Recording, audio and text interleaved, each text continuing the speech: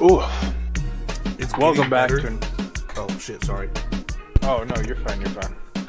It's better when it's warmer. I'm not gonna lie. Welcome back to another episode of Two Drunk Guys in a Football Podcast. I'm your host, Marcus the Hammer Mary. And I am Skinny Domestic. Today's episode, we have bad betting, news, our fun random topics, which I've been having a blast doing. We're going to do a mock draft. We are going to talk some college football briefly, not anything major, since that starts. And then Beer review. Also have a beer review. Dude, I purposely, on pod days now, I take whatever beer I'm going to shotgun and I'm putting it out on my desk at least 20 minutes before we we film, just so then that way it's like not freshly cold out of the fridge and it's a little bit easier. It makes a difference. It was so much easier. That went down so much smoother than that, and it's like cold still, but it's probably like, I don't know. It's like, it reminds me of if you take a beer out on a hot summer day for a couple minutes, you know what I mean? And it's like really hitting that can, and you're like, oh. But it works. It's still cold enough. Yeah, I agree. So Marcus, why don't we just get started, get into it? What do you have for news?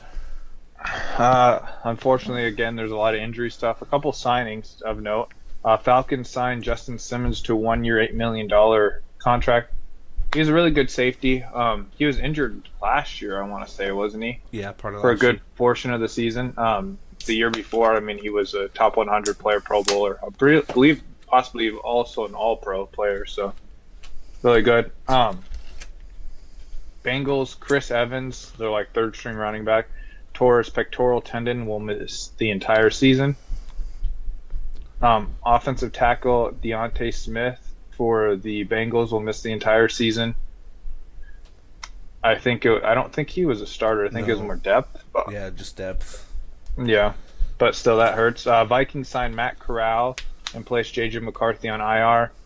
So Matt Corral is our new future quarterback. The Panthers' future is now the Vikings' future because J.J. McCarthy's dead.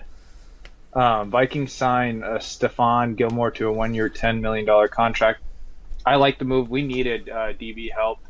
He's not the same player he was 5 years ago, but he's still good enough. And Vikings have actually had a lot of good luck with these older corners, going back all the way to Antoine Winfield Sr., played for us in his old age, played really well. We had Terrence Newman, who played well. I love me some Terrence. Oh, did it do it again? Yeah, I really do the thumb thing a lot. And last off, we had Patrick Peterson. So we've had a lot of good success with these older cornerbacks.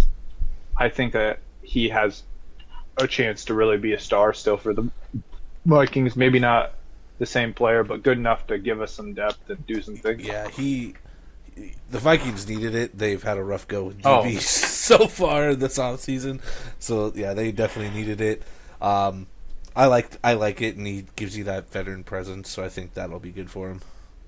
Mm-hmm. Steelers offensive lineman Nate Herbig expected to be sidelined for a significant amount of time with the rotator cuff. I don't know if he's playing starter or not. I don't really know him. I'm going to guess his depth, too. I think it was their center. I think it was their starting center. And then they drafted a center in like the third round last year, so their rookie is going to have to step up, I believe. And play. Jaylen Warren is out with a hamstring injury, could miss a few weeks. We'll see how that is. With running backs and wide receivers, it scares me once they pull hamstrings because they move so fast and do that. Yeah. Especially if it's not taken care of, it could be something that lingers on through the season, and he might overtake Najee this year. There's a possibility. Not giving Najee his fifth-year option, like Jaylen Warren might be the future running back of the Pittsburgh Steelers. So just to be aware of. Vikings sign wide receiver Justin Holland-Wave, wide receiver Ty James, and punter Seth Vernon. Justin Hall, Skinny. I didn't know who he was. Skinny was telling me he played for the UFL and some other teams. So good. That's great. He's the best. Number 3 in receiving yards and like number 8 in total touchdowns, receiving touchdowns. So, and then a couple other pieces of news. Commanders named Jaden Daniels as their starting quarterback. No shock there. yeah, no shot. The Broncos actually named what's his name? Bo Nix. Bo Nix their starting quarterback too, which was kind of. I'm not shocked. I didn't know. Not shocked. I'm a little bit shocked, a little bit. He has looked great in the preseason, and it's only preseason. Don't get overhyped. He was the most ready NFL quarterback out of this draft class. Give him his dues. Yeah. You can't. The one thing with this is, yeah, he was a first round pick. Yeah, he was a top 15 that they drafted him. But the situation that they're in is they're not win now. So give him his reps now. They'll hopefully rebuild and start getting things working for him. So this year, people are going to knock him up for it. My camera focus fucked up. I don't know what happened there. Yeah, that was weird. I saw that. They're going to knock him for it on his career. Oh, his first season was this or this if it doesn't go well. But it's like fully expected because they have nothing. Their offensive line's still not that great. You lost Jerry Jeudy. No. You have younger receivers. You have an older Cortland Sutton. And your defense is still meh. So I think it'll be good for them. You know who they do have, though? The best tight end you don't know in the league, Greg Dortch, dude. Greg Dulcich or whatever? Yeah, Dortch. Dortch is the wide receiver that was a Cardinal.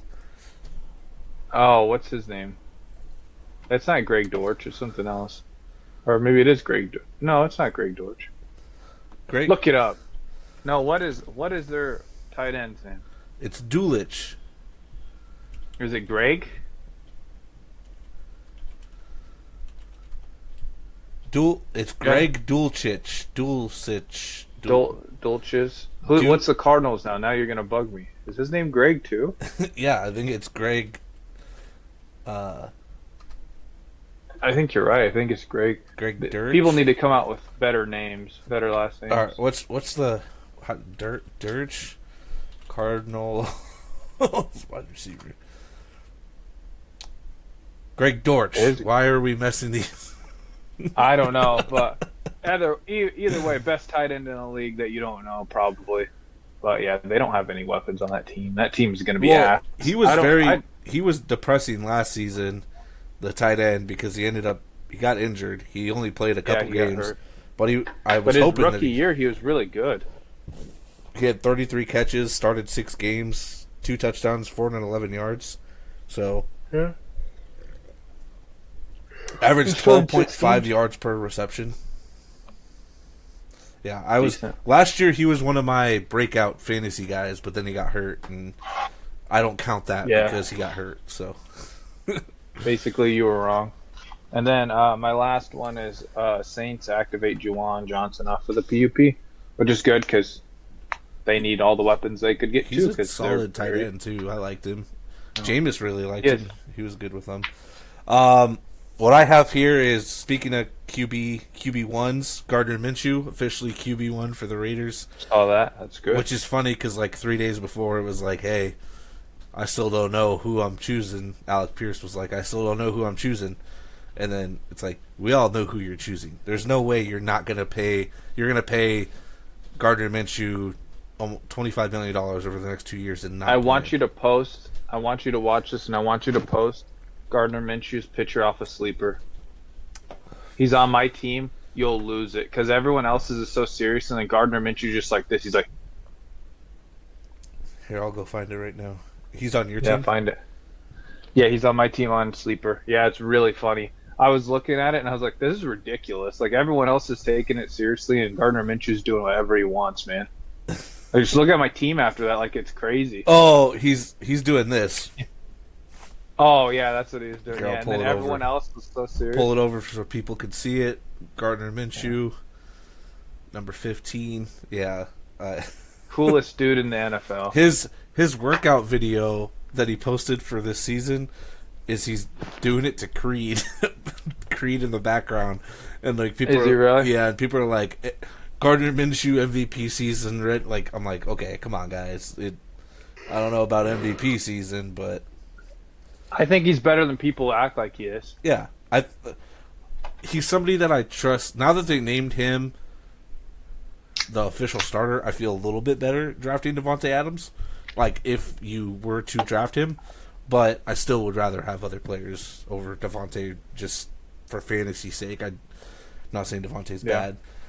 Bengals extend kicker Evan McPherson for 3 years. I think it's like a $16.5 million deal, $10 million guaranteed, which I think is like the most guaranteed money a kicker gets in an extension or something like that. I remember. This one's not really football related. Well, it is football related, but it's like not just football related. ESPN fired RG3. Because of a croissant. Is that what I saw? Okay, him and his wife were eating a croissant, and he was getting made fun of because it looked like he was like taking a big old bite into a not a bite, but like into a what? Into a what? What is this, Skinny? You're gonna have to explain it to the pod. I'm not explaining anything to the pod. He was getting made fun of for that. I feel like that's not something they would fire you for. Something I saw was it was so that way Jason Kelsey could have room on ESPN. I don't know if that's 100% positive. ESPN's made some very weird and controversial firings over the years. RG3. I like RG3. He's going to get a job somewhere. He's loved in college football. Even NFL, he was doing very Monday Night Football. People liked him, so we'll see. He'll land with college football somewhere, is my guess. Linebacker Matt Milano tore his bicep. He is out indefinitely. Saw that. That's sad. Projected to come back in December. Worries me with the Bills. That defense worries me a little bit more than like that team's kind of in a rebuild a little bit with losing their key weapons on offense. Now you lost your safeties on defense. You're losing your star linebacker due to injury. That team worries me a little bit. I wouldn't be surprised to see them as the third seed in that division this year. Just solely from that, I think Josh Allen. It's going to be hard for Josh Allen to do what he did last year, where he basically put that team on his back and fought them to be 10-6 or whatever. I don't know if he can do it again. You know what? I disagree. You think? I think the Bills are going to be fine. The reason I think the Bills are going to be fine is I think Josh Allen, like, obviously fantasy-wise, he's probably the best fantasy quarterback. But just in general, just in football-wise, I think Josh Allen's he got overrated, but I feel like he kind of got so shit-talked in the league. Now I kind of feel like he's almost underrated.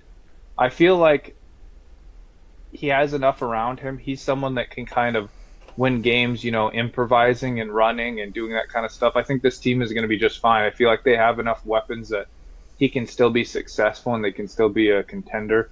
The defense, it doesn't matter once you have Josh Allen throwing, a million touchdowns. I mean, the last 3 years he's led the league in like touchdowns, hasn't he? He's got to be close. Pretty damn close for total touchdowns, yeah. Yeah.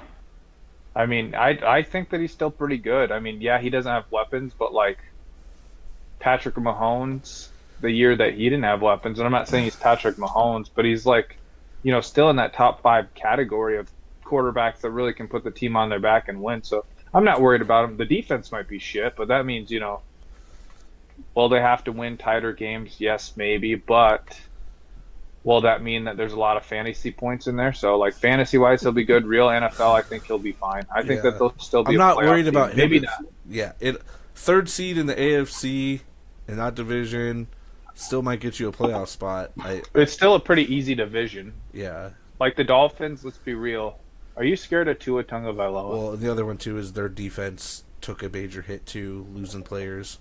Yeah, they lost a lot. The only team that looks truly good right now is the Jets, and that's the Jets. Yeah, that's with Aaron Rodgers playing at least not even elite level like he was. Just play above average football, and that team can be the best in the division.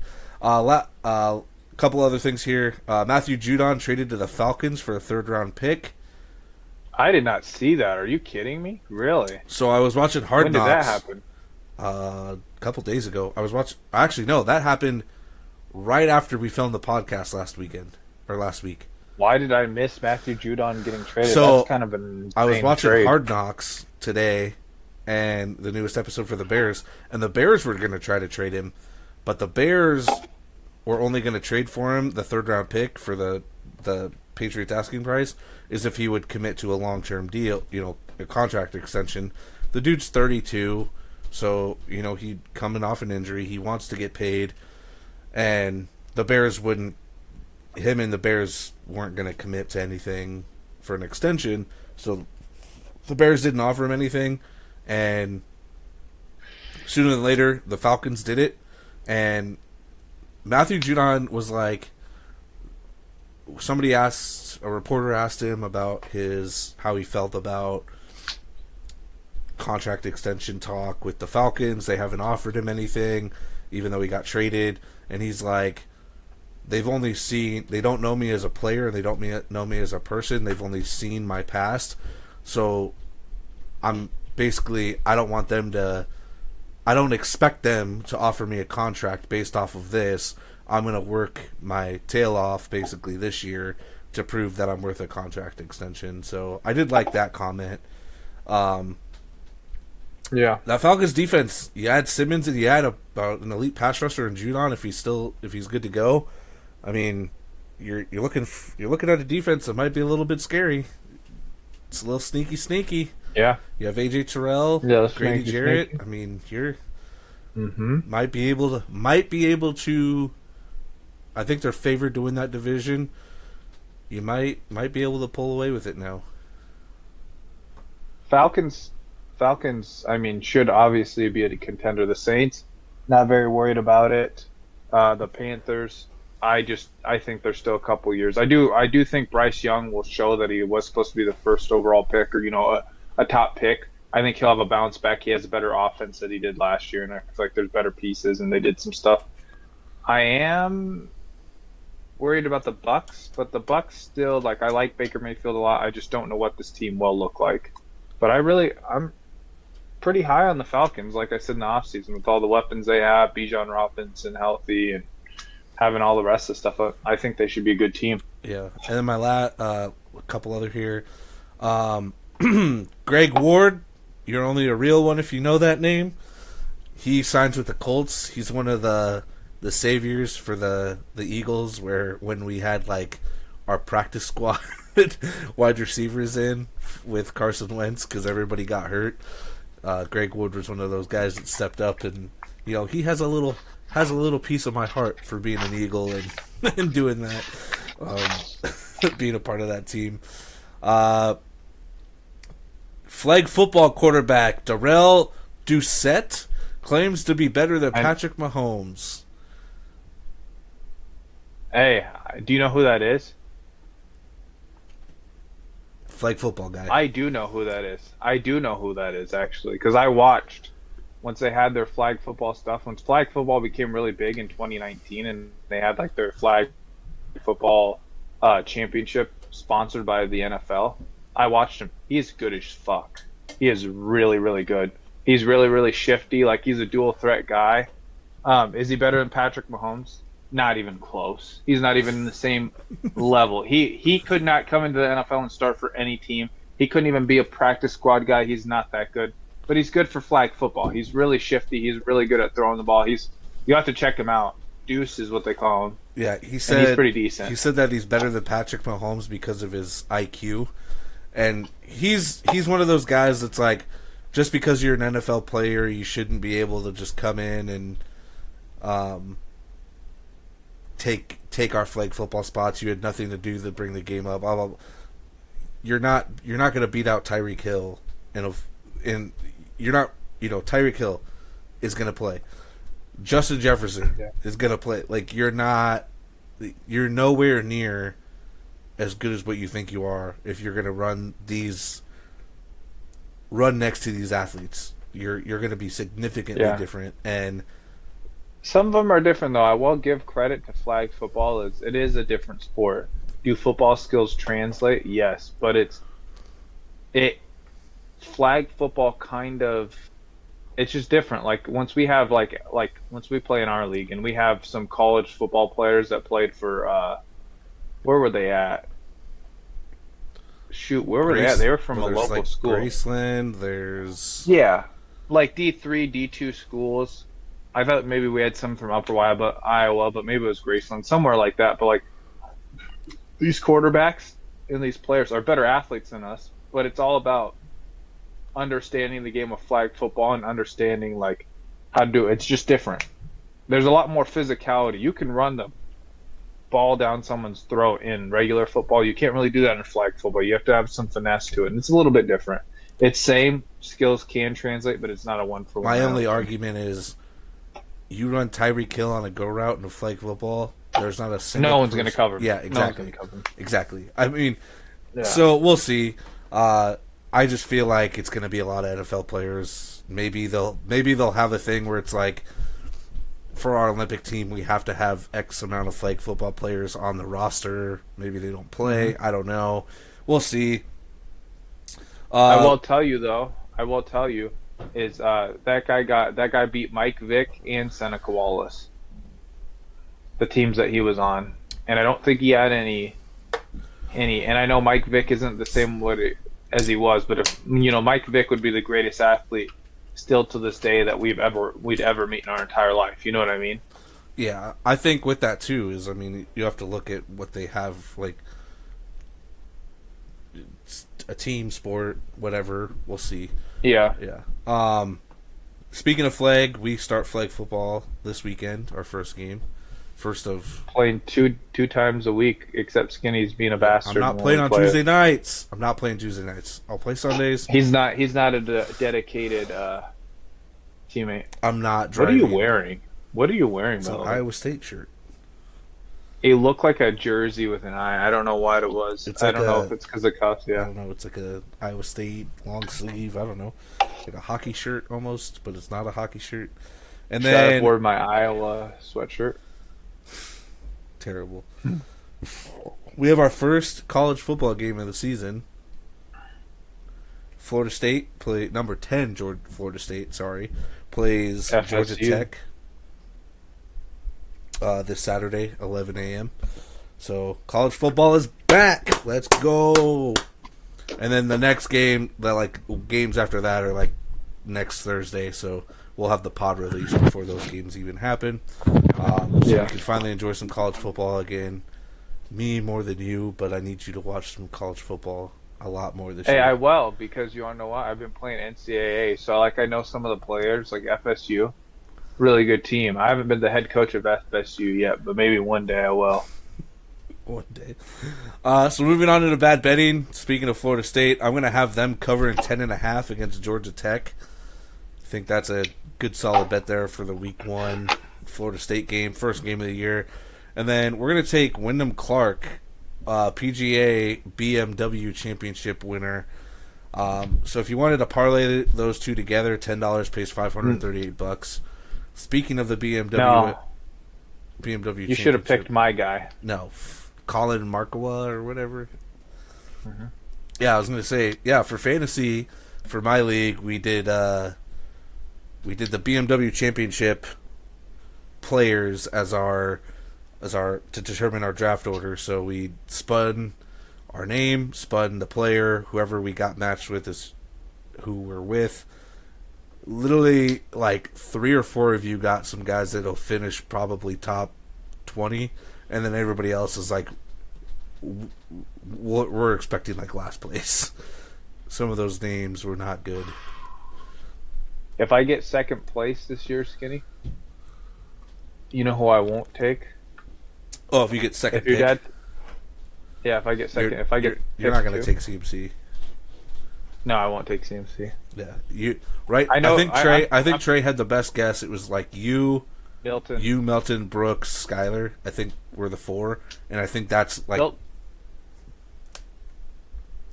Milton would take CMC, I think. Yeah, I think those top four, are probably how it's going to go. Everybody else after that, no idea how that order is going to look. So, gotta watch golf this weekend. Root on your root for your one guy. Oh, I'm going to. I'm gonna sit there. I'm gonna put it on, and I'm gonna be like, this guy. If he wins me at Skinny, I'm telling you, there might be a chance of Marcus liking golf, dude.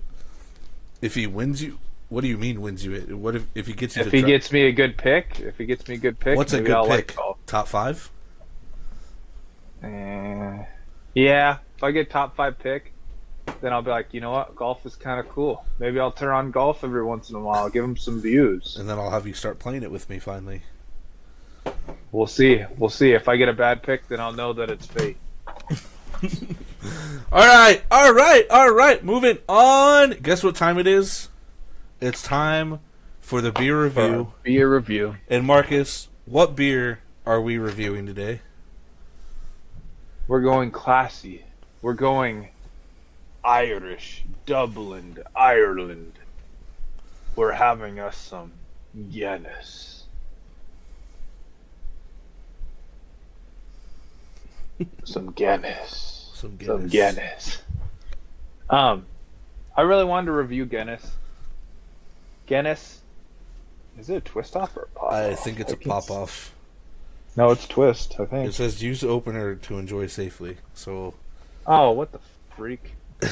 Yeah, I gotta grab an opener. I will be right back. I don't have one near me. You can't do it with your teeth?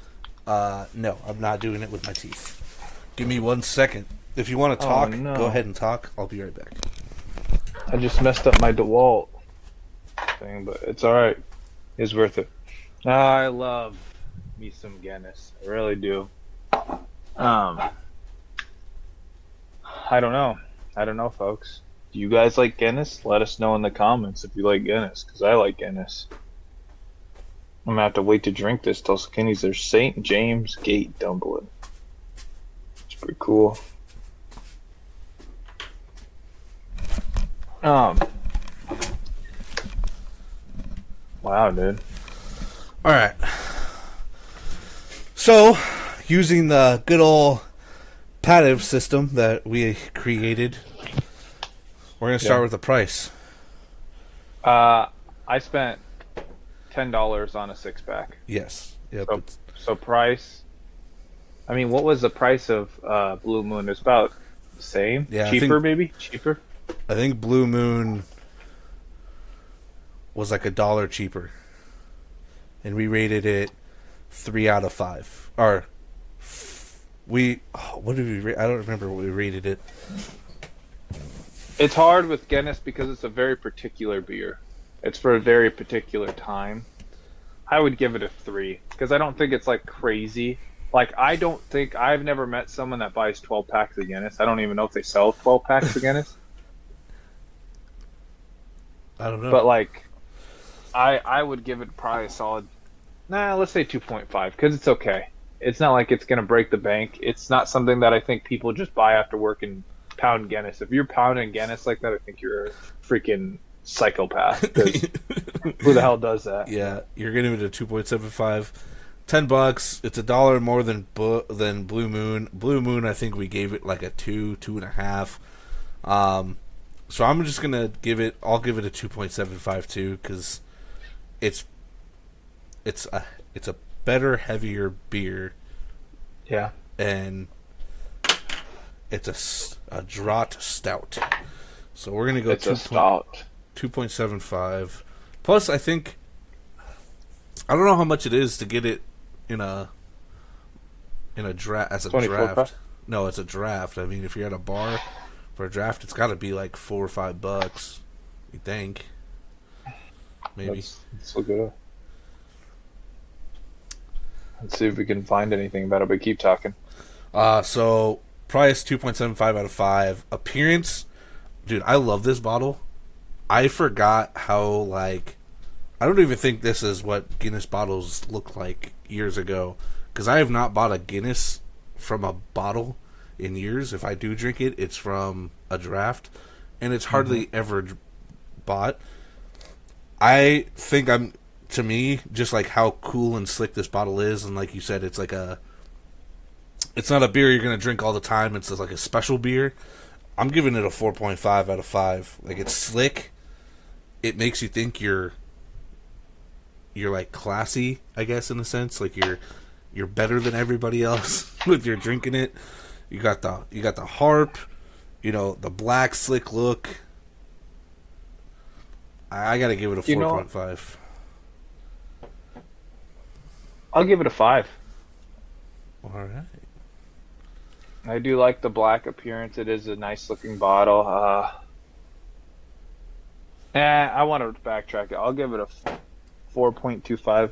The label is kind of cheap looking, I guess, a little bit.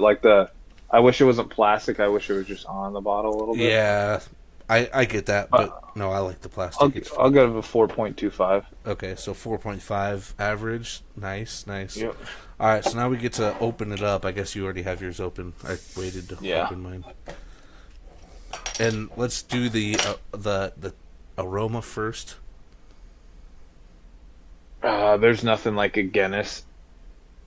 Nice coffee-ish smell. I'm not a fan of coffee, so this is not going to be a good review for me.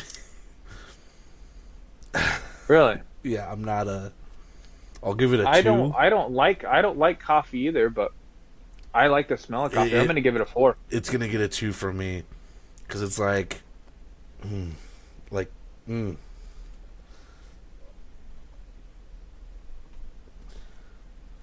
3 out of 5. And then for the best part, the taste.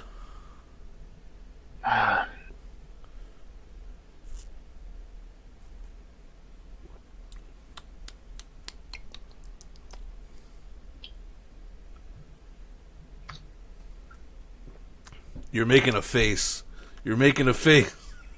Well, here's why. Guinness is hard. Guinness is best once it's chilly. I bought this and it's been sitting for however long we've had the podcast, so like 20 minutes ish, whatever. It's best when it's chilly. I don't like foam in beer. Guinness, you have to have the foam in the beer because it's kind of creamy. It adds to the flavor of Guinness. So once you pour it, that foam is actually very important for the taste of Guinness, I think. From a bottle, the taste is like a 1. But from a draft, I give it a 3.5. Yeah. Maybe average it out because most of the time people aren't drinking Guinness like this. And honestly, we should have probably poured it out the way it's supposed to be drank. Yeah. I would say I'd probably give the taste a 2.5 average because it is better. Like at a bar, holy crap! On St. Patrick's Day, you have a nice cold big Guinness in front of you on St. Patrick's Day with a perfect foam cream rim. That just tastes so delicious. The other thing you have to think of is the aftertaste too. Once you drink it, how much is sitting in your mouth, and like when it sits there, because this one sits in my mouth longer than other beers, so like you taste it longer. So I think it's refreshing though. The aftertaste, like it tastes coffee to me.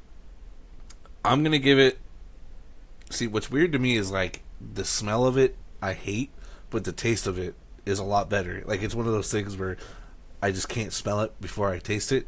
Before I drink it. And it's kind of better the more you drink it, isn't it? Yeah. So I'm going to round up. I'm going to give it a 3.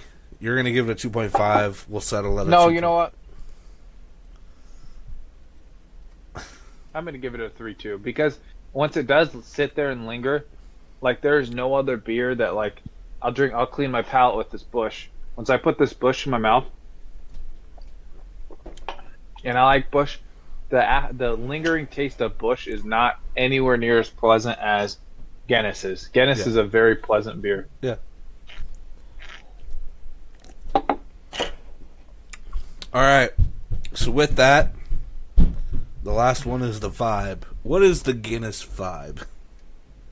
There's only one time to drink Guinness a year, and it's St. Patrick's Day. I mean, I want to have Guinness. I want to take a Guinness, drop some Irish cream whiskey in there, and have an Irish car bomb. That's what I want. Like that's my favorite shot of probably all time. But I feel like it's a Irish, you know, bar drink. I don't really think that I would.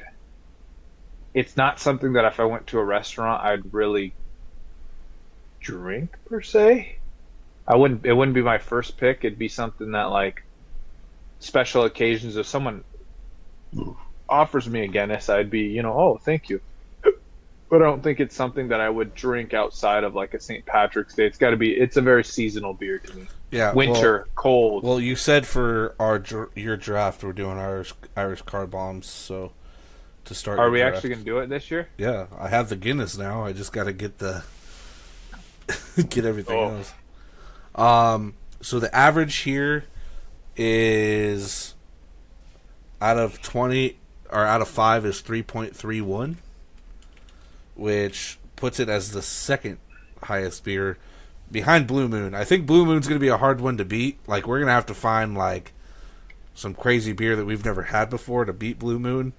But Blue Moon right now is at a 4.19. So it's almost a whole point still higher than Guinness. Really? Yeah, but Hulk Hogan's dead last. Dude, we were really feeling Blue Moon though, weren't we? Yeah, dude. Blue Moon is like that. It's seriously just it's so, you add the orange to it, man. It's so hard to beat. Yeah. No, I agree. See, here's the thing, Skinny. I really feel like I like Guinness more than Blue Moon. But you know what I have to do at the end of the year? At the end of this season, we should take all the best beers and we should taste them again and see which one we actually like the best. Like, take like the top 5. Yeah. Good idea. Yeah. $1 million idea right there. $1 million. Well, we're not making any money off this podcast, so I don't know if it's $1 million. Quit telling people that. Quit telling people that. We're making so much money off of our 8 viewers a week. And we appreciate all 8. We appreciate all 8. We appreciate anybody and everyone that listens to us. That's true. But so much money. So much. Just so much money. We're making all the monies. Just the most money. Basically, we're ready to retire because of how much money we're making. Yes. We're going to quit our job and take it full time. Speaking of that, do you want to bring up, we are doing that giveaway for the jersey. That does end on Sunday the 25th at 4 p.m. Central Time. It's on Instagram. Make sure to go follow us at Two Drunk Guys in a Football Podcast. I'll have the links connected. There's really no reason not to. At this point, you have, a 1 in 24 chance of winning a free jersey. All you got to do is like it, subscribe, and comment the jersey name the player of the jersey you want, plus tagging someone. Yeah. Really, you get a good chance of getting a free jersey. So I don't understand why people wouldn't. Yeah, it's not like we're Mr. Beast that has thousands of people trying to compete, and your odds are very slim. You might get the jersey you want. So make sure to go and check that out on Instagram, and then of course go like and subscribe us on YouTube while you're all doing that. Moving on, we have our fun random topics this week because we got some other stuff going on and trying to do a mock draft. We're just going to do 2 instead of 3 as normal. So Marcus, I'm going to start with mine. Okay. So you have one object that you can give. You have one object, and every person in the world would be given that object, right? What object would you be giving? One object, and everyone would get the same object? Yes.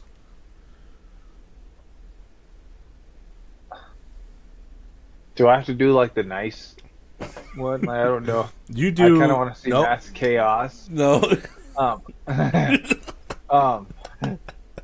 don't know. That's a really hard question because what object? Like, I could say a gun, and then like everyone would have a gun. So like, what would happen then? Like, would the people in like China that have guns, would they rebel? Would things get crazy? Would it be total anarchy? That's like a lot of things to say. But then again, I don't care because America would be just like how it is. We're already outnumbered by guns, so it's not like it'd change anything.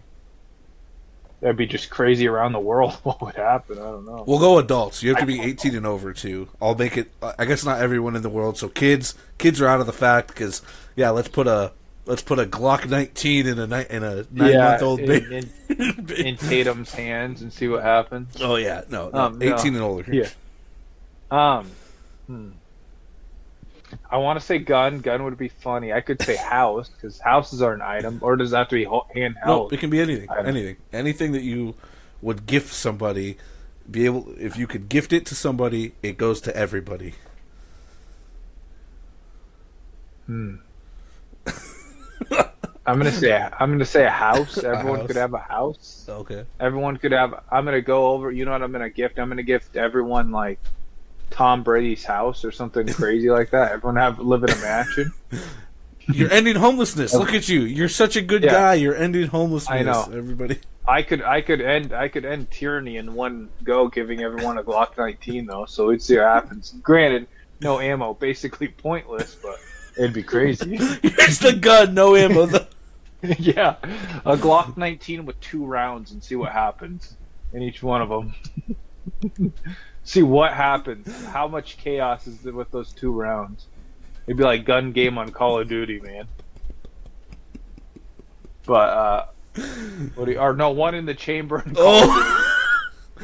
Yeah, I feel like there'd be a lot of people that would just use that one on themselves. It'd be done. Oh yeah, it'd be something crazy, but who knows? So chaos, one in the chamber, and a Glock 19. Yeah, realistically, a free home for everybody. Okay, end homelessness. # Marcus for the people. End homelessness. I end hunger with my with one of my 3 wishes, and then I'm end homelessness. My question is, who would win in a fight? Will Ferrell, 57 years old, 6'3", 185 pounds, or John C. Reilly, 59 years old, 6'1.5", 200 pounds? Oh man, the Step Brothers are going at it, dog. I'll go Will Ferrell. I feel like Will Ferrell's my boy. He's my favorite comedian actor growing up. Still to this day. You think he'd beat up John C. Reilly? Yeah, I think Will Ferrell's got it in him. Dude, I think John C. Reilly body him, dude. No, Will Ferrell's got it. Will Ferrell is the man. He can never be punished. Well, you saw him in Get Hard, bro. He knows the life. Get Hard's a great movie. Yeah, he knows the life. I like Will Ferrell. He's funny. Not one of my favorite actors, though. I like a lot of his movies he's in. Like Elf is a classic, a Christmas classic. How do you like all of his movies but don't like him? That doesn't make any sense. I just think he's okay. Like, so, like I'm not gonna lie, Anchorman. It's mid. People are gonna get upset about it. I don't think Anchorman's that good. I will fight you right fucking now. I think that has enough to justify for me to end the podcast now. I think we're gonna split up. We're gonna have to because Anchorman sucks. No, I don't think it's that good. You suck. What I'd rather watch? You suck. You know what I'd rather watch? Tropic Thunder. No.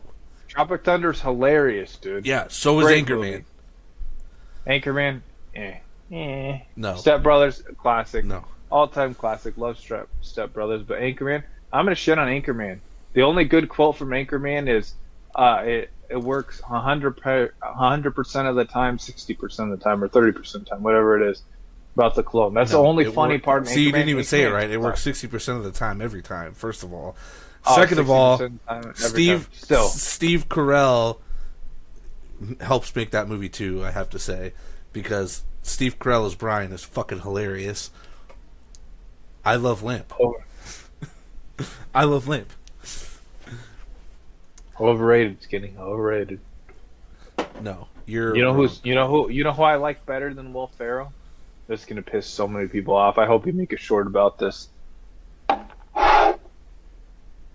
I like Rob Schneider better than Will Ferrell. I think Rob Schneider's funny. Yeah. Have you ever seen Big Mike? That movie's hilarious. Have you ever seen whatchamacallit?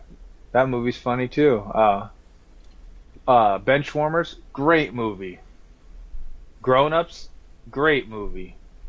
Rob Schneider and literally any movie, any Adam Sandler movie, once he's like the Taliban guy, or freaking the Zohan, once he plays the freaking the Palestinian guy, great freaking part. Dude's hilarious. The Hawaiian from 51st Dates. Yeah. Oh, dude, that is his best role by far. I like Rob Schneider too, but I like Will Ferrell. Rob Schneider's hilarious. Here's the thing: Rob Schneider's the best, like just second, third character in a movie because he's so funny. That 51st Dates, once he's getting beat with a bat by what's her face? Drew Barrymore. Is it Drew Barrymore? He's getting beat with a bat by Drew Barrymore, and he's like, "You crazy bitch!" Like, that's my favorite scene. Funny. Out of all those, Chris Farley's my favorite, but Chris Farley's a coked out man, dude. He's Chris funny. Farley was the fucking goat. What's he in that ninja movie? What is that movie called? Beverly Hills Ninja. Yeah, Beverly Hills Ninja. Yeah, where That's a funny movie. Yeah, no, I love Chris Farley. Man, Will Ferrell. Can't believe you don't like Anchorman. He has a podcast where he acts as Ron Burgundy. I listened to it on Spotify. It's fucking hilarious. I don't know what. So sad, Marcus. I have failed as a father of you, where you don't like Will Ferrell. That's terrible. I am ashamed. Must go cut my hand off now, basically. Yeah. All right, my next one, another good one. With the whole, what would you do? You have a one-way trip in a time machine. What time period are you going to live in for the rest of your life? Oh God, that's really hard because and what would you do? Like, you can't just go back in time and just be a freeloader. Like, what would you do in that time period?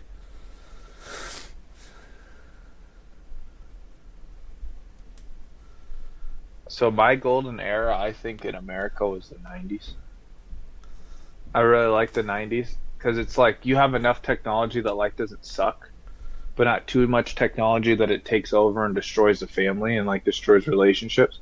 So I'd go to the 90s and I'd totally work some dead-end job. I wouldn't care what I work, but I'd invest everything into Google, Apple. I'd put every cent I had. I'd be so freaking rich it wouldn't matter.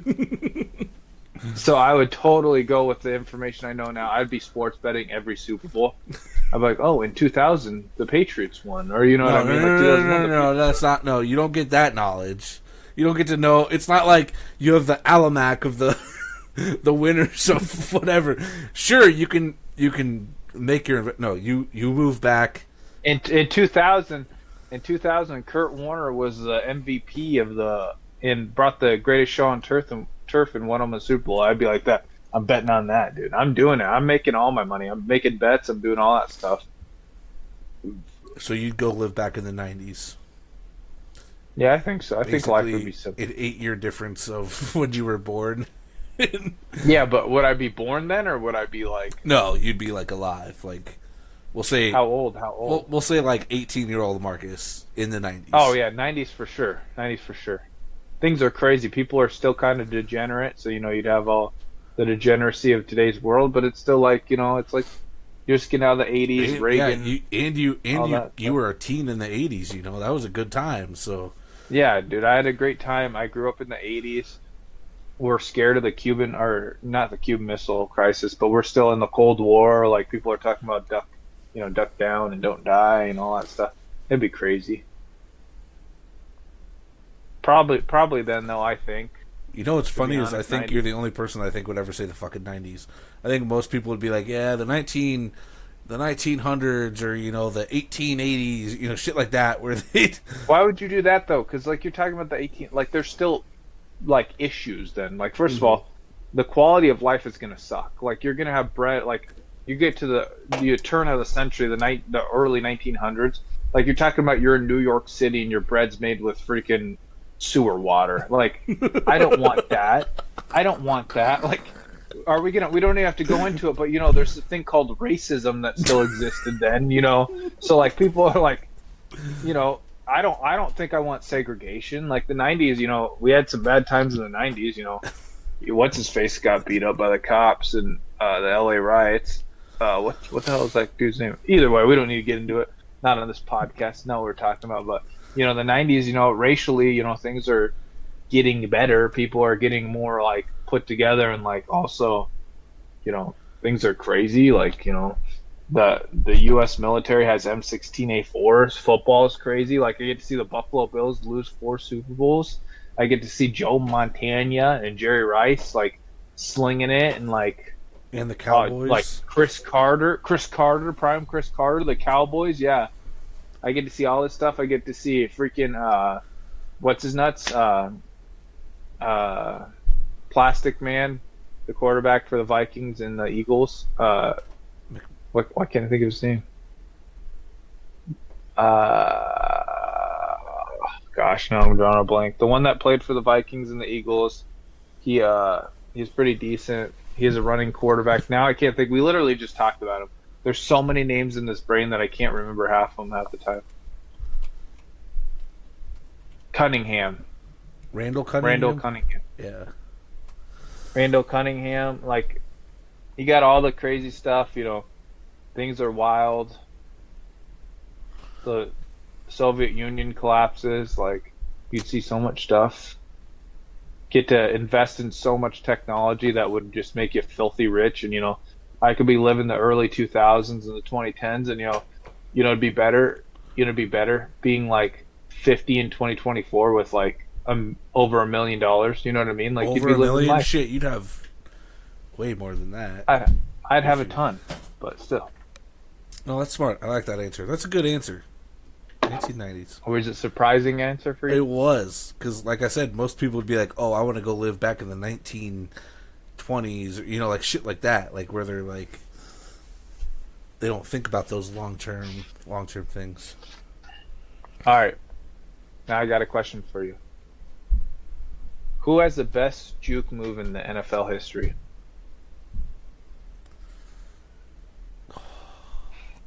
I think I know who you might say, but I wonder if you will say that. Because I'm gonna give a bias answer. You think a bias? I think it might be a biased answer, but I don't know. Well, the first person that popped in my head was LaShawn McCoy. I figured that would be. But Barry Sanders was like shifty as fuck. Like It was. the biggest thing is I wasn't alive to watch it, but dude, the Sean McCoy juke with the football above your head, like the whole Yeah. the fact that he never fumbled the ball doing that is crazy. People that grew up to watch Barry is gonna say probably Barry Sanders. But for me, since I didn't get to experience that, I only get to see highlights. And LaShawn McCoy was just something else doing that shit. I think I gotta go with LaShawn McCoy just because I actually experienced it. A little shady in your life, dog. Yeah, dude, just Um, so smooth with it. Just so smooth with it. Out in open field, just you knew that juke was coming, and you were ready for it. I'm not going to disagree. I think LaShawn McCoy is good. I'm not going to say this would be my answer, but this would be an honorable mention. Is Dante Hall. Ooh, yeah, that's Dante another Hall good was one. kind of crazy with it. Watching him juke out like all those. I don't know what team he was playing with, but there's a highlight of his where he comes up, he catches the ball, he jukes them all out, and then doesn't score a touchdown, but has a big gain. Whatever. I'm like, that's pretty talented. Like, Yeah, I can't do that. that I don't would- know who can do that. Yeah, I'd probably say Hall, Sanders, and McCoy would probably be like in my top 3. Adrian Peterson had a killer jump cut too.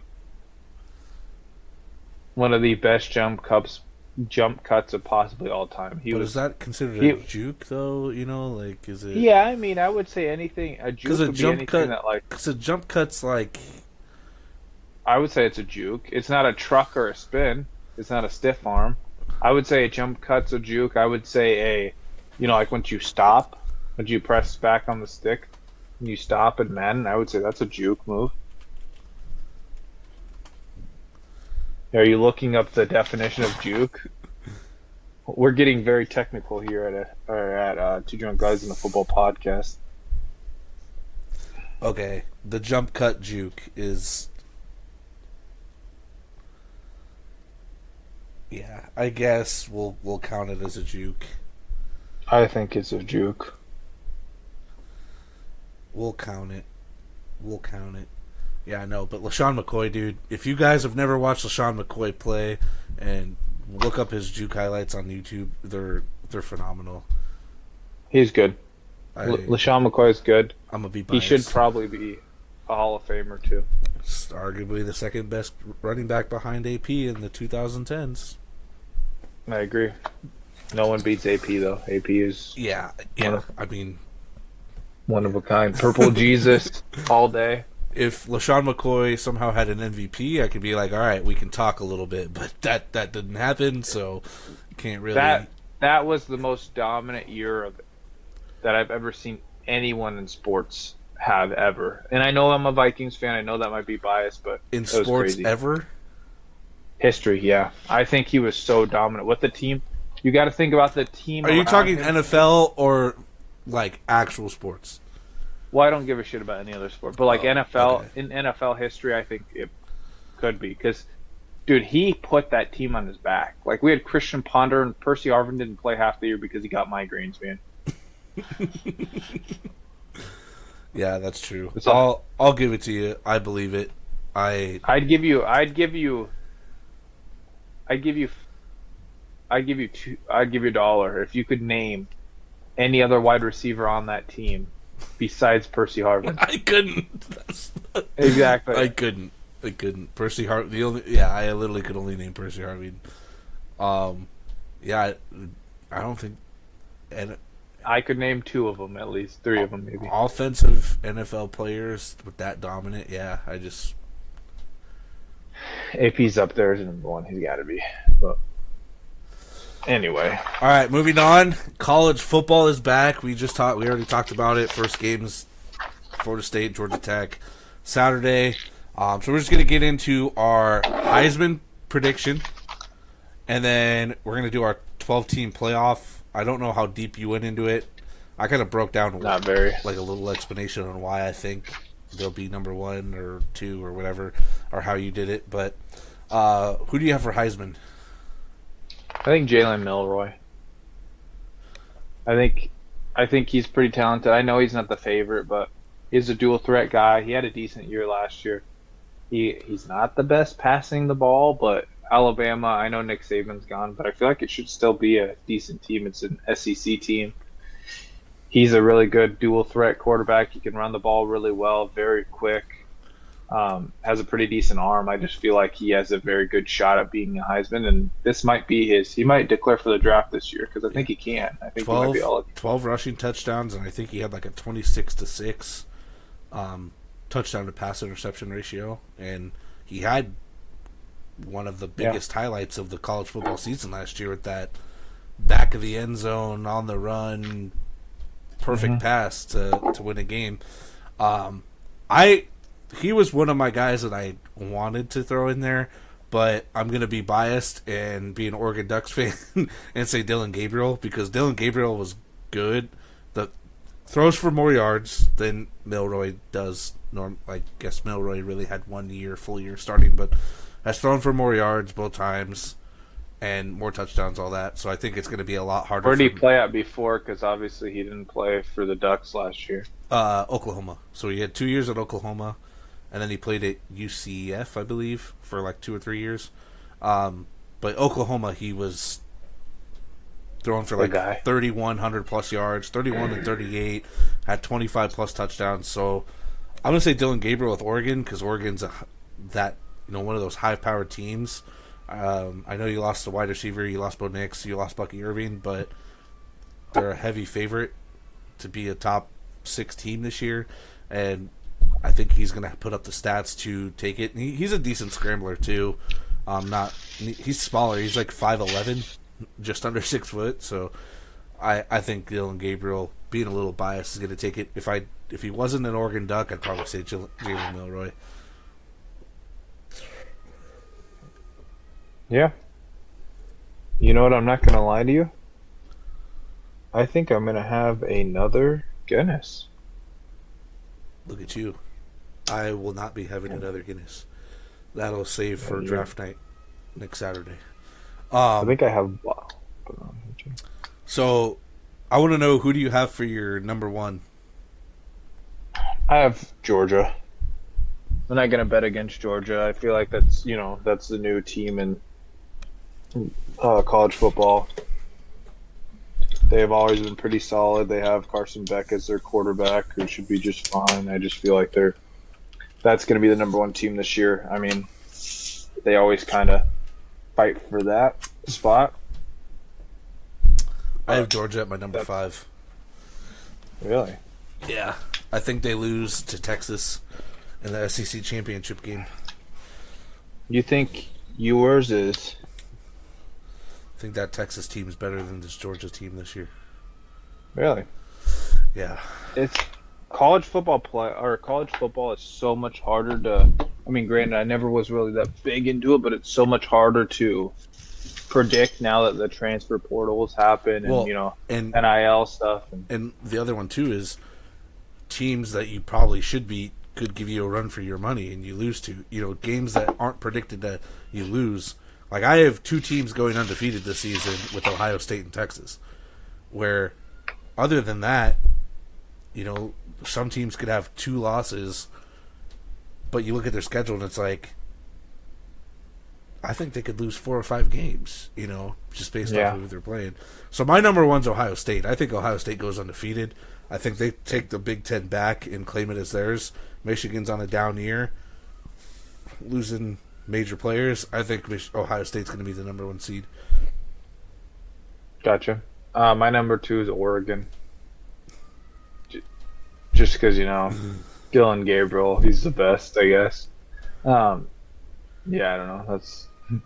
I don't know college football. I just took it off of ranking, and you're like, you know what? Oregon looks good here. Texas looks good here, but I don't know. I feel like it's gonna be a big deal for them switching from the Pac-12 to they're both in the SEC now, right? Oregon's in the the ACC or SEC. No, I feel like they're in the SEC. I know Texas is. Where did Oregon go to? They went to the Big 12, I'm pretty sure. They went from the Pac-12 to the Big 12? Or no, they're Big 10. Sorry, Big 10. Oh, they went to the Big 10. So they're with Iowa, Michigan, Iowa, Ohio State, Penn State. Yeah.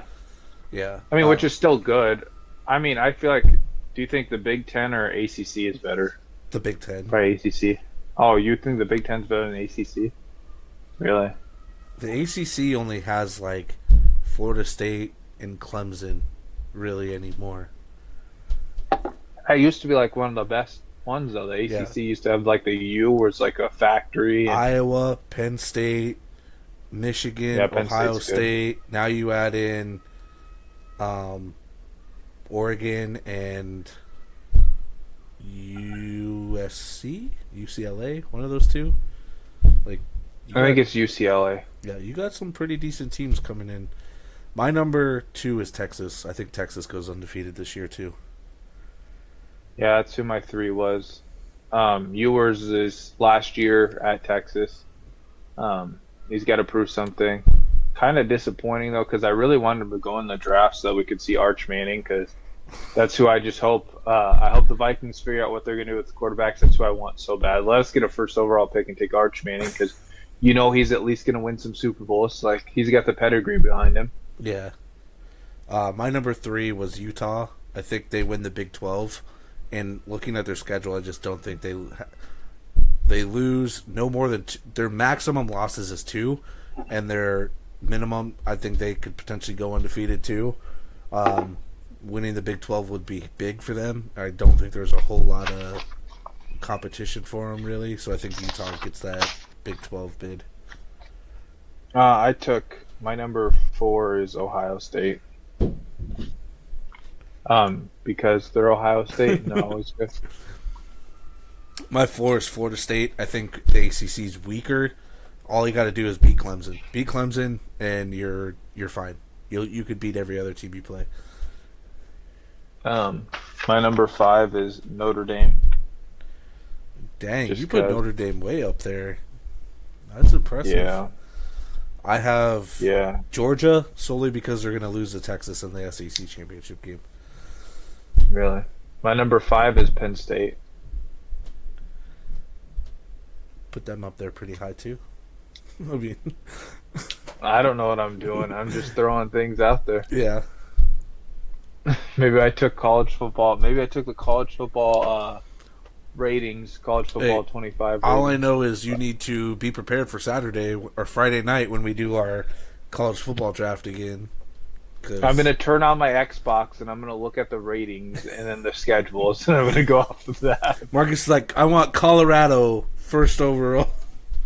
No, see, I know that Colorado's really overrated in that game, but I know they're not very good. For a two and whatever the fuck, what they won 3 games or 4 games? How Yeah, many games they 4 win? games, I think. Yeah. 4 games and like four out of what? Four out of so 4-8. Is that what they went? Yeah. Do you play 12?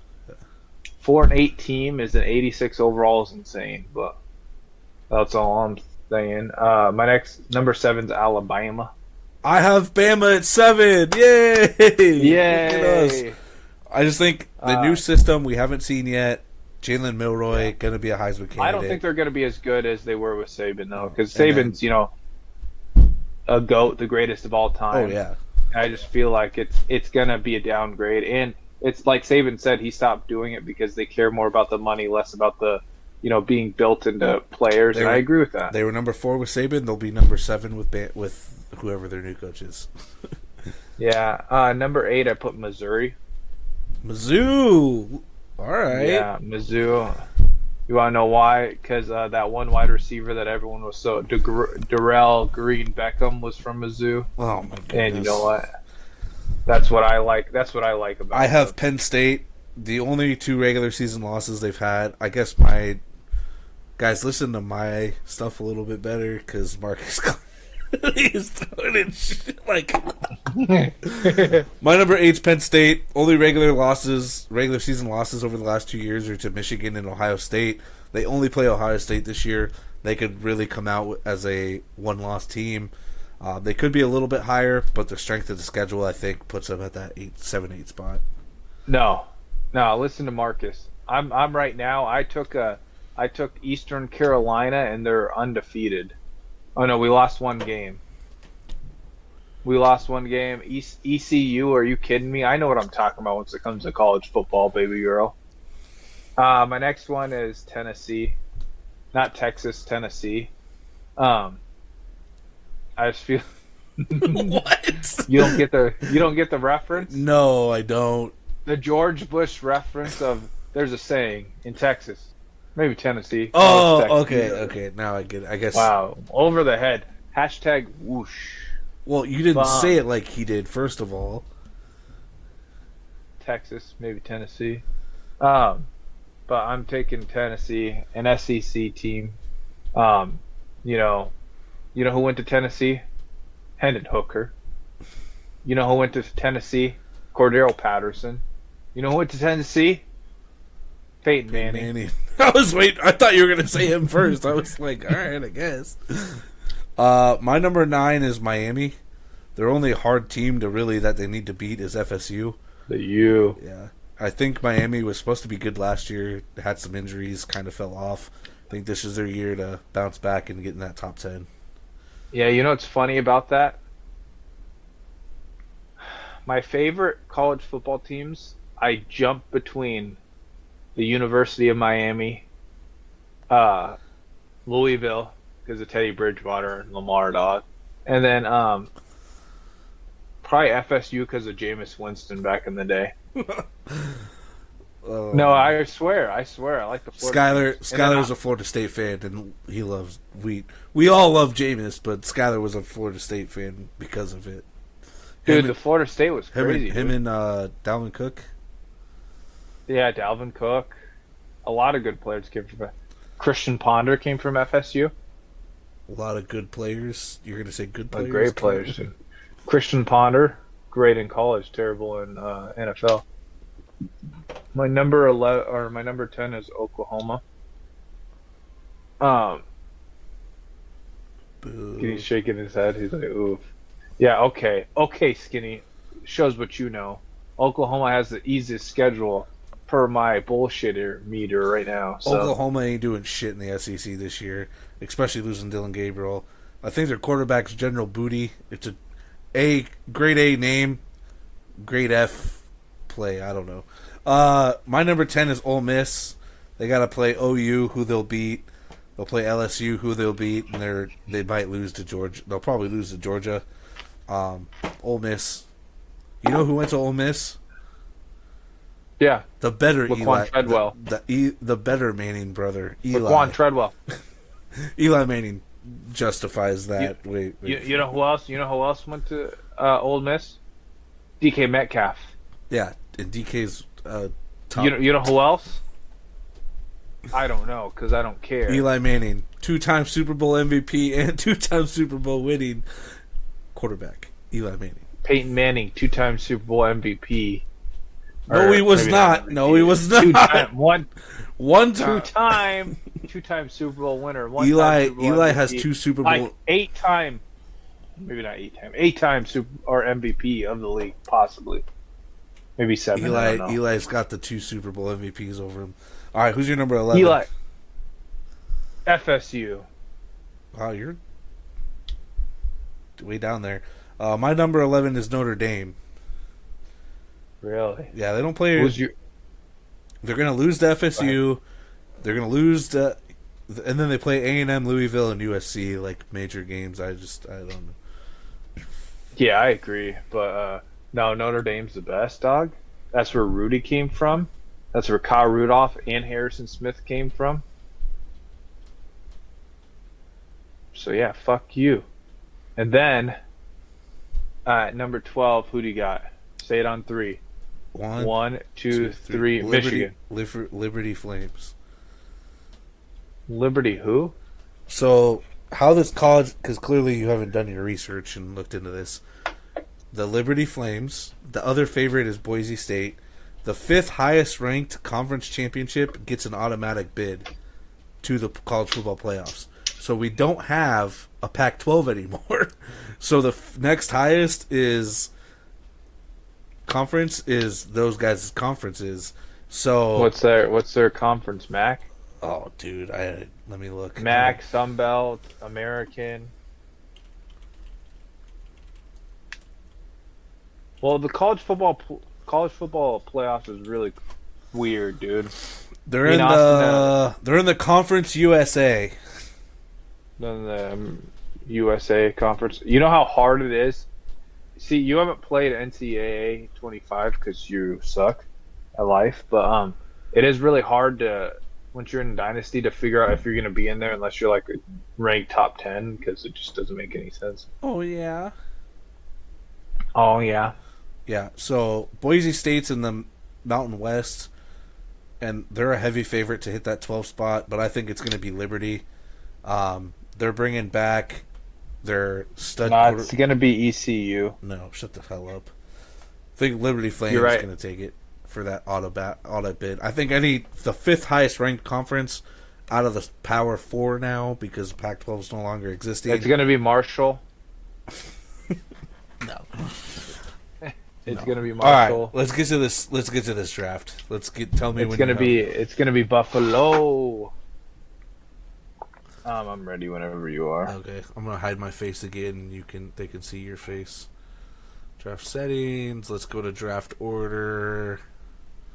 Randomize. All right, we randomized it, Marcus. Do you see number 2 overall? And I have number 5 this year. That's what I'm gonna draft this year. Oh, I'll be the second pick behind Mark. All right, so we're doing a draft of. CMC quarterback, goes. running back, 3 wide receivers, tight end, 2 flexes, bench players. Just a little shake up. I've taken a lot of running backs in my past. I'm going to go ahead and take. But you know what? I'm worried about CeeDee Lamb. Yeah, with his. This is hard because with his contract, I don't trust Chase Hill. I've never been a Tyreek Hill guy. Believe it or not, I've never liked to draft him pretty early. The safest, you almost got to go running back here. Is what bothers me is because it's like Amon-Ra St. Brown is safe, but that's really early. Freak, man, freak. I just have a bad feeling with CeeDee Lamb that maybe it might not get done. You got 7 seconds. I'm gonna take Bijan Robinson just to be crazy. All right. So Jamar Chase goes, CeeDee Lamb goes, and I'm going to take at 5 because I feel like his draft stock has really increased lately, and some mocks I've done without you, I've seen him go in 1 or top 3. I'm going to take Breece Hall. Breece Hall. Yeah. Yeah, I think, I was gonna take Breece, but I'm like, yeah. and then the wide Too receiver boring. train. Too boring. I need to turn this down a little bit more. Yeah, I can hear it. Yeah. And then, you know,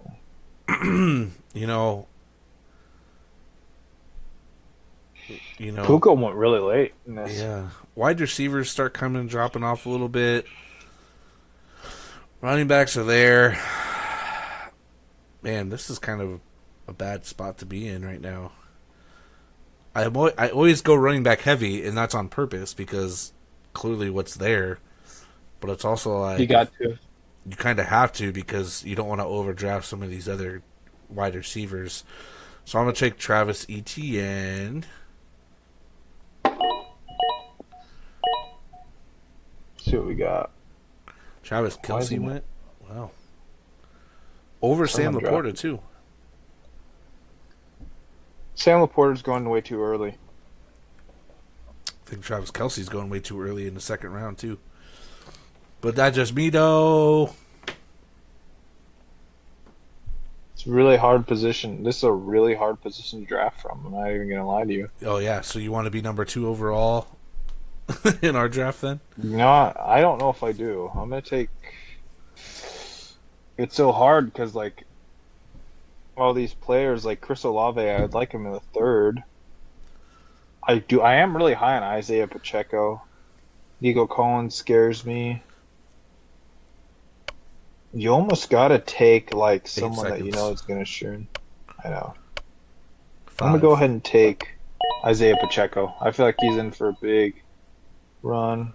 Okay, they give me an option of who I want 3rd round. Josh Allen really in the 3rd round is really wild to me. I think I'm gonna just go really running back heavy. I'm gonna see what happens with 3 running backs. Sam Laporta in the 3rd, I think it's just too early for a tight end, especially of his caliber. I just don't trust it. Yeah. So here, yeah, Sam Laporta in the 3rd, I think is just too early right now. Josh Allen in the 3rd, that's pretty much what he's been going at every time. Patrick Mahomes and Jalen Hurts typically too. Jalen Hurts you might see early 4th round. This is where I get stuck with some of these guys because I'm not high on Nico Collins with Stephon Diggs there. I'm not high on Stephon Diggs because you have Nico Collins. I don't like Debo. If they have Brandon, Debo worries me. If they don't have Brandon, Debo is a little bit better for me to pick. I don't like drafting quarterbacks early. That's my biggest thing. I think I'm going to do something I normally don't do or don't like. I'm going to take DJ Moore because Caleb Williams looked very good. Nope. I just don't like it, Skinny. I don't like anything at wide receiver there, alright? But I'm going to fucking do it anyway. James Cook finally went off the board in the 4th. James Cook in the 4th is a great value. I just want to say that. Very good value. And then the guy that I feel trusted with, I'm going to take Malik Neighbors. I like Malik Neighbors. I think that he could have a lot of value. I'm going to go ahead and take Kincaid. I'm very big on Kincaid. So 2 running backs off the board. Now, wide receiver, You we're are not looking so good. Yeah, you are starting to get that. We're getting thin. I could take another running back and just say fuck it with Ken Walker. Come out with 4 running backs. Should we see what happens if I take 4 running backs in the first 5 picks? I kind of want to see it. Ken Walker. We're going to take Ken Walker, so we are going to be solid at running back. I shouldn't have to take another running back except for insurance the rest of the maybe draft. a guy later. Yeah, later. We're coming in the 5th That round. means I have to wait on quarterback too. Yeah, we're coming around to the 5th round, and my boy's still there. My boy is still there. I'm taking it. Kyle Pitts, 5th round, great. And Mark Andrews is going before him. great value. I don't like Mark Andrews. I don't like Mark Andrews this year. But if I've Mark said it Andrews once, is getting drafted before him, I know. take it. Dak coming to 6 is really early for Dak, though. I'm kind of surprised that they took Dak over a lot of these guys. So I could pretty much go any route. I want to hear, but I'm high on Terry McLaurin this year, so I'm gonna take Terry McLaurin, especially in a 3 wide receiver. Marcus, you have to think too. This is a 3 wide receiver team, and you haven't touched one yet. Well, we're going to get crazy because I'm going to need flyers. So You know what? I'm going to take Najee Harris. Marcus, your roster is... Let me go ahead and take Chris Godwin. I'm going to take some flyers at wide receiver. Oh, Jaden Reed goes? That's terrible. That makes me feel so bad. I'm going to take Deontay Johnson because I know that he's going to get a shit ton of targets. He'll be the number 1. Because you got to... Right now, I got to, pivot because I didn't take wide receivers. I got to really start snagging them. All right. You don't know, Skinny. This could be a crazy good build. This could be a crazy good draft. You really don't know. But So Najee, I was high on coming into the season. I think it worries me a little bit with how they've been doing their touches in preseason with truly splitting it. So that worries me some. Tony Pollard, I don't trust. Zamir White's going to get a heavy workload. But I already have 2 starters at running back, 2 top-end starters, and I'm going to go get the guy that, when he comes back healthy, is going to put some value up. Nick Chubb.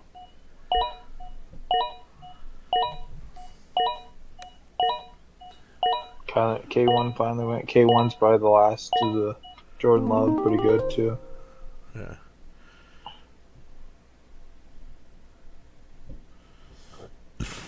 Need one more flex player, need a quarterback, whatever. Kind of have to look here to see what's going to be coming back around, too. I'm going to take a guy that's got to be the number 1, that's got to eventually take over some targets, Ladd McConkey. Kind of not high on Ladd McConkey this year. This year, like he's been in there in the league before. So I'm gonna go ahead and take someone that I feel like could have big potential because I need to hit out wide receiver. I need people that can actually hit. I'm gonna take Brian Thomas. Solid. I'm big on him. I thought that he's really good, and I'm gonna come back and I'm going to sneak a quarterback that I think could end up being a top 10 quarterback year 1, just with his rushing upside and everything. I'm gonna take Jane Daniels. So that's kind of I want. Having a quarterback that can run is a cheat code in fantasy. I will pair him up with another quarterback that is consistent. Yeah, no, I agree. I like that. Again, at this point, I'm just filling in my roster. Got bench players. I like Jake Ferguson. I already have a starter, though, so I don't Jake Ferguson's a hell of a good Don't tight end. really That's need where I end. Yeah, That's where I end. I want to leave with Jake Ferguson at minimum at tight end. Yeah, there's one team that doesn't have a starting tight end right now, and I think running that dual tight end sometimes is what you have to do some weeks. So I'm going to take Jake Ferguson. Really? Yeah. Interesting. Well, in the league, the guy that didn't have one had to settle for Dalton Schultz. So, and that works because I really wanted Zeke, and Zeke fell to me. Nice. I'm going to take Cortland Sutton. And I'm going to take a steal with this pick. Shakir might be the number 1 wide receiver on the Bills offense. I like that. Seriously, that's what I want. Zeke in the 10th round, if he's there, I'm taking him. I don't care. I'm taking him. Such a good value. Especially when I have 3 other wide receivers or running backs already. So this is where I'm going to start drafting quarterbacks. I'm going to go for Trevor Lawrence. I just think he's got to have that official upgrade to his team. He was still I think he was top 15 last year. Fantasy. Barely, but still top 15. I like Herbert, but Herbert with losing all those weapons really worries me.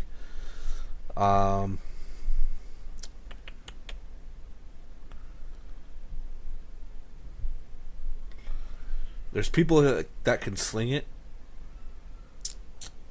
in this league. One of those guys, I believe, is Drake May. Joe Melton could even sling it, and we have no idea what we're getting out of the Patriots offense. So I'm gonna go draft their rookie wide receiver, and Jalen Polk's a sleeper for me this year. Jalen Polk is at Washington. He was good, and they took him in the second round, didn't they?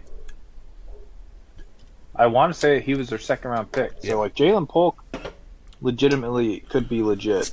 I'm gonna go ahead and take Gabe Davis just because I need a wide receiver that hits. I feel like this Jaguars offense should be better this year. And then I'm going to match that up, and I'm going to go ahead and those bastards, dude, they took what I wanted. I need a quarterback that I can trust week in and week out just in case Jane Daniels doesn't go. I'm going to take – he's going to be a fringe RB1, maybe an RB2 or QB2. I'm going to take Matthew Stafford. I really wanted Kirk Cousins because I knew surefire number 8 to 12. Well, and Kirk's going to give you – or Matthew Stafford, if healthy, is going to give you some good numbers. It's not like he doesn't. No.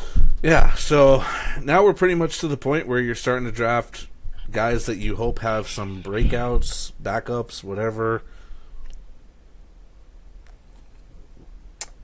I think my biggest thing here is we just recently got Bo Nix as the Denver's starting quarterback. And you want to know who's coming into Denver with him that he knows he can trust and rely on? Troy Franklin.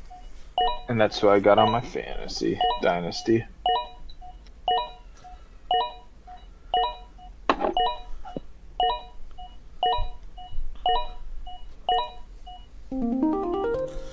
We're going to come back around here.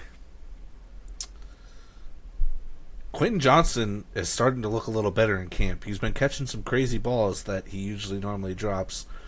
But I know he's questionable.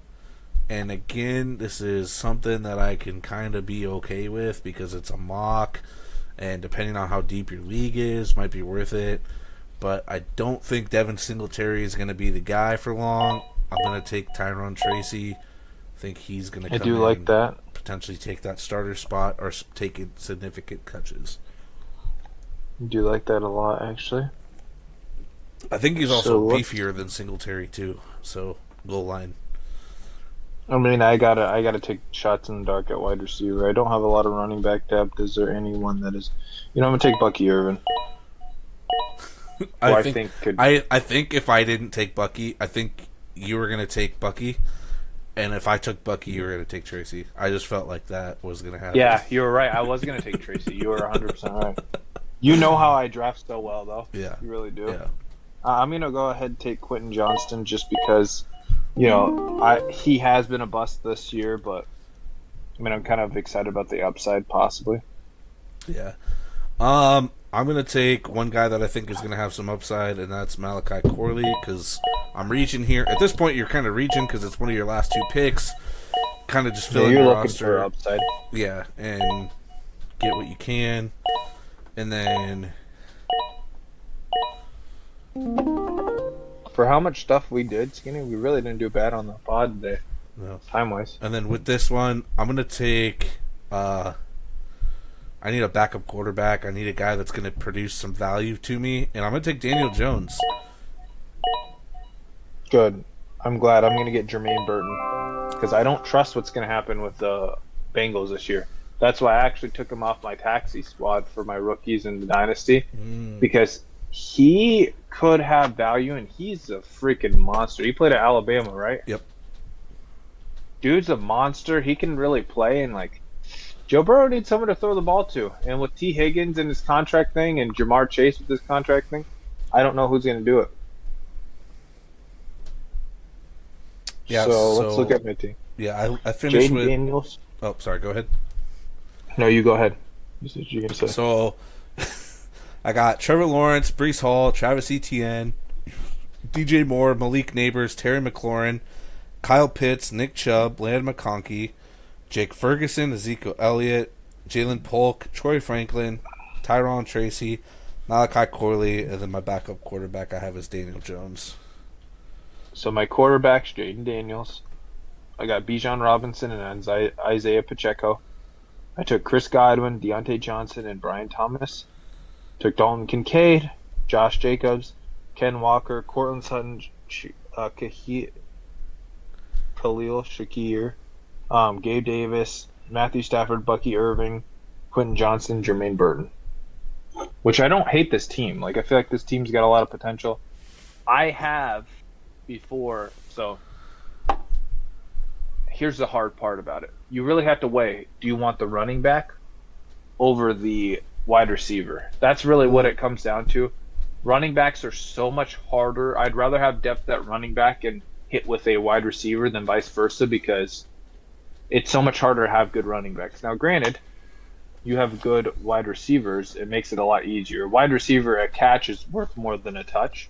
But some of these running backs, like Bijan Robinson, who could make a lot of catches, or Brees Halls, they're league winners. Yeah. You know, well, and like CMC. I'm pretty sure the time that you won our league, I know you do a lot of mid game management, but I think 4 of your first 5 picks were all running backs, and that's normally how you draft. Like, I am a running back guy. I mean, we can look at my team, what I had on that actually. I mean, I feel like we did pretty good with time this episode, and we're gonna do a mock sometime tomorrow. Let's look at that and see what my roster looked like once I did win. Yeah, make sure to talk to your cousin. Maybe we can get some people in on it. Yeah, we could ask Lil Austin too. He wants to do it later on at night. I was thinking like 6 o'clock ish. Probably should work. He does not work. Let me look. So that would be Skylar's friend, question mark. Oh, I gotta actually go online. You find it? Yeah. Alright. So you know what my roster was? Kind of crazy to think about this. So Tom Brady, I started Tom Brady in the playoffs because what's his face was hurt. Because I rode Justin Fields to the playoffs. Oh, yeah. You know what my record was once I won? It was barely 500. It was 7-7. Yeah, yeah. I won off of 7-7, which is insane. Because that was the year that you had to rely on I had to beat Austin or some shit, like some ridiculous thing had to happen, and of course it fucking happened in your favor. It was my New York Giants year. Like I should not have won your league, looking back at this, but I had Tom Brady, Austin Eckler, Alvin Kamara. So to put in perspective, Kamara was position ranked 16. Eckler was 1. I had Chris Godwin, who was 18. Amon-Ra St. Brown, who was 7. Pat Freiermuth, who was 8. I had DJ Moore, which is crazy that I had DJ Moore. His first year in I don't know if he's in Chicago then or what. And that's the year that no, he wasn't. That was the year you and I drafted like right next to each other too. Yeah, because I had Zeke too, who was 22nd. I had Brett Maher as my kicker, who was number 2. I had Drake London, J.K. Dobbins, Juju Smith-Schuster, Devontae Adams, Calvin Ridley, who I had and kept on my bench the whole year. You only won that league. You only won that league because I dropped Justin Fields too. The dude hadn't done shit for weeks, and I needed a quarterback. Well, look at my league. So my league, once I won, the year that I won, and my team was so fucking good that year. I just want you to know, you're going to be like, oh my God, how did you have that team? That team was so stacked, Skinny. It was insane.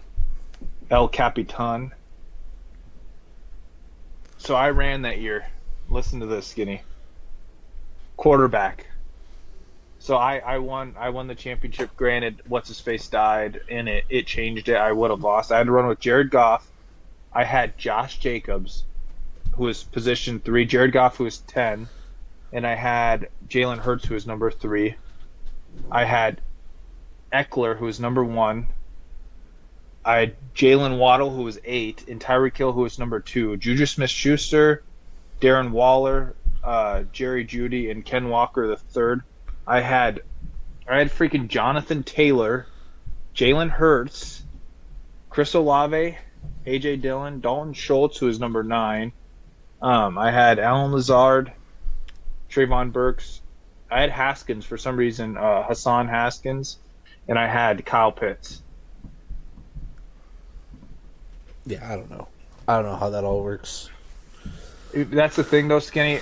Go Once look at it's- my team. like, Go look at my team that year. My team got fucking shit on with injury. Okay. Let's see.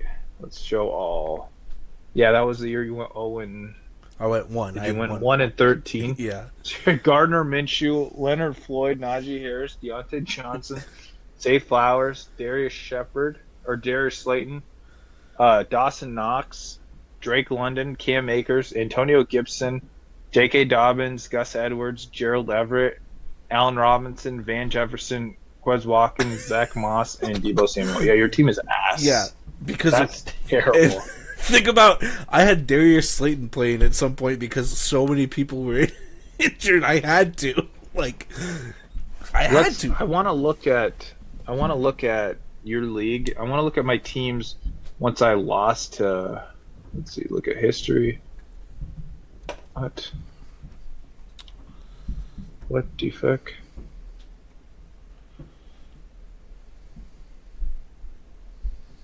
Why is it doing this? Oh, different thing. I need to look at Skylar's friend. Big history. So let's go back. So the year that I got second place to Courtney, the second year I really rock with Jalen Hurts, Chris Carson, Josh Jacobs. That might have been Josh Jacobs' rookie year because he was 8th overall. DJ Moore. Dude, I really have so much DJ Moore for some reason. It worked out. I had Adam Thielen, who was number 11. Mark Andrews, that was the year that your dad dropped him. I had Zeke, who was number 9. Tyler Boyd, Steelers defense. Chase Claypool, once he was like top 25. Tony Pollard, Juju Smith-Schuster, Kiki, Sonny Michel, Carlos Hyde, Kirk Cousins. All right, let's see. The first year that she beat me was insane. Let's see your team that year, though. So your team in 2021, Should have won. you got third place. Hammered Fat Thor. You had Justin Herbert, who was number 2. He ended the year number 2, which is crazy because he sucked in fantasy the last 3 years. Well, he's been injured. It was his last truly. You had Austin Eckler, Tony Pollard, Devontae Adams, Hunter Renfrow, Dawson Knox. You have a lot of Dawson Knox, more than you think you do. Jacoby Myers, Christian Kirk, Titans defense, which was number 1 that year. Justin Tucker, DeAndre Hopkins, Chris Godwin, Leonard Fournette. That was the year Leonard Fournette was killing it. Number 6, yeah, he was number 6. He was killing it. And you had Travis Etienne on your IR. Yeah, and Chris Godwin was big too. Yeah, those are all ones. Let's see the first year that I lost to Courtney. So my team, once I lost to Courtney, was Jalen Hurts. Oh, we went over this one already. Let's look at yours then. So you didn't even get third place. You know who got third place? Trey. No, that doesn't. It's not right. It literally shows third on. Oh, unless you were Beats by Dre. I was Beats by Dre, or Beats by Oh, Ray. that looks like Trey. Beats by Ray. Let's see what your team looked like. So you had Justin Herbert's, Austin Eckler. So you had them 2 years in a row. Austin Eckler was not as good that year. You had Darrell Williams. You had Devontae Adams. Yeah, he was my keeper. You had Antonio Brown. Jesus Christ. Antonio Brown, Devontae Adams. This is his first year in Tampa Bay, though. Darren Waller, George Kittle, Justin Jefferson. You had Justin Jefferson? Yeah. His rookie year? And you didn't keep him? Who did you keep on this team? I don't know. Adams, probably? Probably. You had to have kept Adams. You probably kept Adams because he's number 1. I don't know, man. This is a stacked team, though, because you had the Ravens defense, Graham Gano, Keenan Allen, who was 13, Eagles defense, Jerry Jeudy, who sucked, Alan Zard, who sucked, Kalen Balazs. God, I forgot about Kalen Balazs. We haven't talked about Kalen Balazs in years.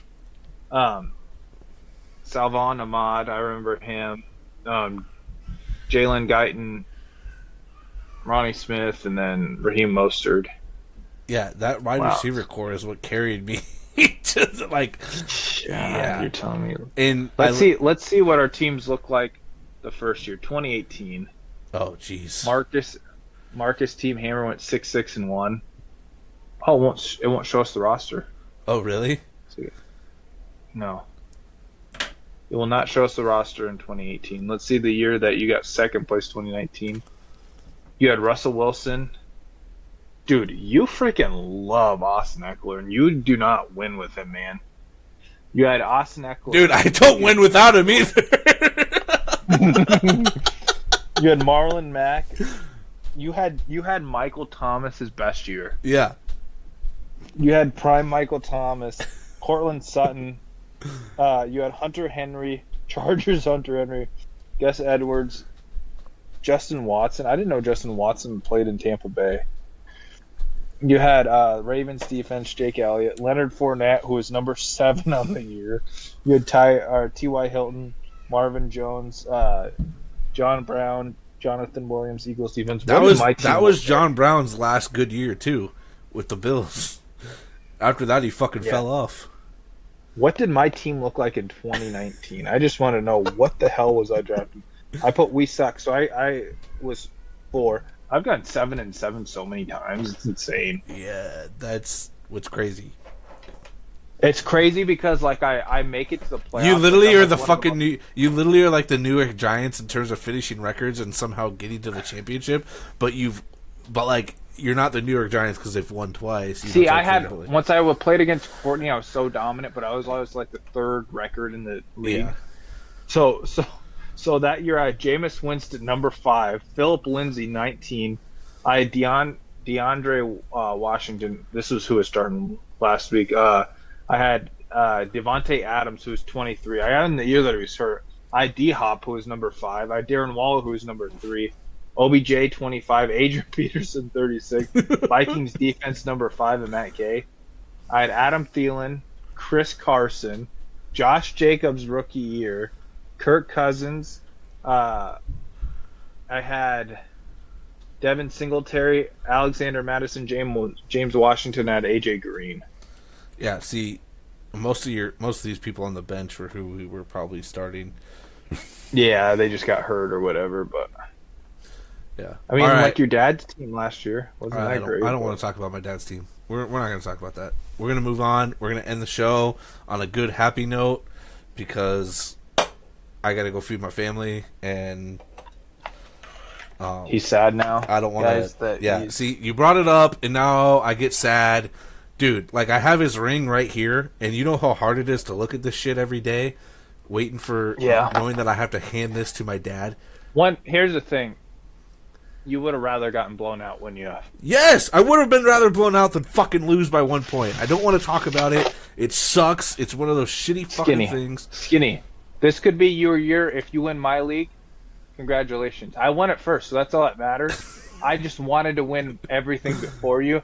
So, like, once I have this ring, and you know what? Our Dynasty, are we going to do rings this year? We should do rings for Dynasty, huh? Should we? Or should we do trophies? Should we do something a little different? Yeah, let's do something different. Since it's so cheap.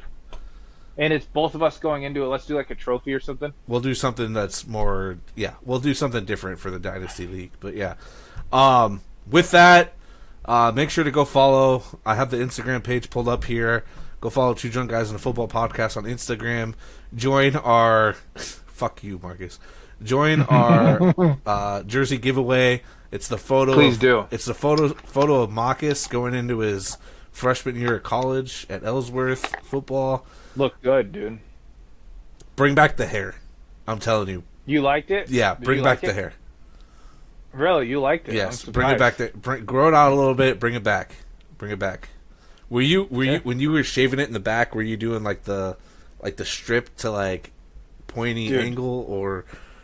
So once that happened, Skinny. Funny stories. That happened in the restroom at Ellsworth. Oh, really? By some guy from some black guy from Florida who thought he was a prophet of God named Cam. He was actually, believe it or not, Captain Munnerla's cousin. Okay. So do you remember Captain Munnerla? DB for the Vikings. Yeah. He was playing in the NFL. He was his cousin. Great athlete. But he's like, I can cut your hair.